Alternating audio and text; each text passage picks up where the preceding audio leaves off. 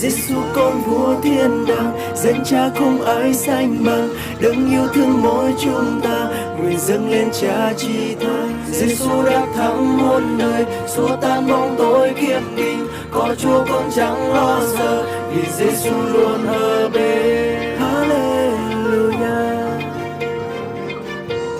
Hallelujah. Chúa đã đến lìa ngôi cao sang xuống thế,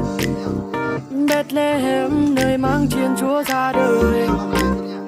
Chúa đã đến giao tin lành ra khắp nơi, để cứu vớt thế gian khỏi lầm than. Giêsu vẫn ở đây, Ngài luôn dõi nhìn theo, dù lắc bước đường về. Tua của lưu thiên giò, thọ con giòn trong hai tia, họ luôn tia tê nọ, giờ hai tia chỉ muốn lấy từ lưu con là, lão yên trời mua của, giờ tụi giàu xía dù là một lưu con, tỏ con giờ giờ lúc xưa hời yuan tế bầu đi già, mùi rồng con tụi này của lưu thiên giò, sai có tụi khen còn rồng rồng, tụi có tụi khen còn rồng rồng, có con theo ua tàu ý lưu này nho ca xía lù. Giờ hai tiếng nấu từ con nhua xia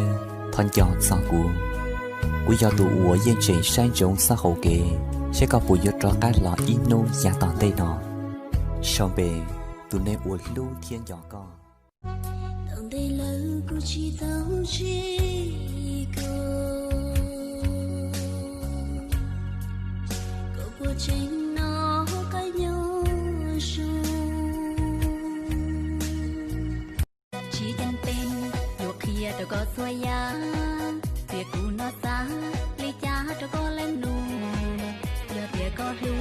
tia có nhị cụ tan thô rồi múa cho có món nó là cụ yên đại đâu sao sao lo sao sao xia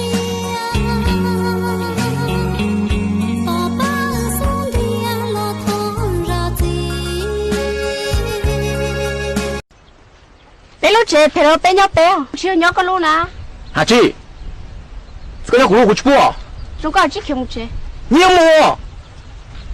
ê tôi cái này một triệu thôi một triệu đã téo câu mong có bây giờ mà li sinh ra cũng qua luật cha hùng cầu nhỏ trở hậu tivi giờ lo mà ê ho cha vì cô sắp bỏ có là anh không về được nữa đâu em, vì trường kia đuổi học anh rồi. Cho một ngày mẹ cha tha thứ, anh sẽ về với đàn em thân yêu. Thương cho đàn em bé thơ ngây, đặt niềm tin anh sẽ ra trường. Đưa dại khờ cầm tay mẹ hỏi, anh đâu rồi hỡi mẹ thân yêu. Con không về được nữa đâu cha, vì tòa kia kết án con rồi. Chờ một ngày người ta xử bắn, con sẽ về với nàn khói hư vô. Người yêu hỡi em, lời thề xưa anh hứa chưa tròn, thì làm gì